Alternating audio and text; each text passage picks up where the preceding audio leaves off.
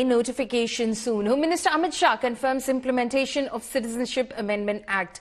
Calling it an act of the country, Shah said that CAA will be notified and implemented before Lok Sabha polls.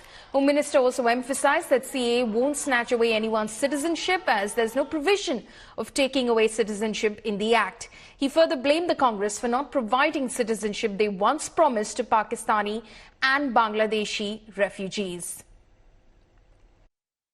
गृह मंत्री अमित शाह का बड़ा बयान, CA को लागू किया जाएगा, उसका नोटिफिकेशन इलेक्शन से पहले ही आ जाएगा।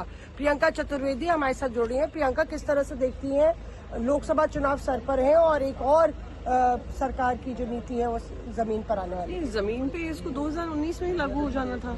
2019 में आपने ये बिल पास किया, उसको कानून बनाया, 5 साल आपको गाइडलाइंस बनाने में लगे।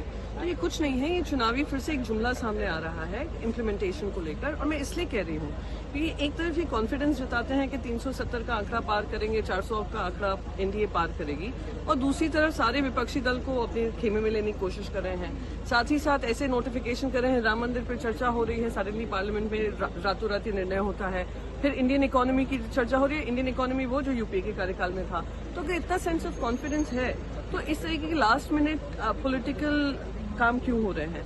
तो जो चीज 5 साल पहले लागू होनी चाहिए थी वो अब हो रही है। तो दिख रहा है कि ये चुनावी रणनीति का एक I would say one more factor in that. पर उन्होंने ये भी कहा कि मुसलमानों को भड़काया जा रहा है, मतलब मिसलीड किया जा रहा है। ये सिर्फ अफगानिस्तान या बांग्लादेश या जहाँ पे प्रोसिक्यूशन हो रहा है मुसलमानों तो ऐसा है, आपको किसने रोका था कि मुसलमानों से संवाद ना करें, मुसलमानों को ना बताएं, आपको जाकर बताएं कि क्या सही मापदंड अपनाए जा रहे हैं? क्यों मुसलमानों के मन में ऐसी शंका आने का मौका दिया?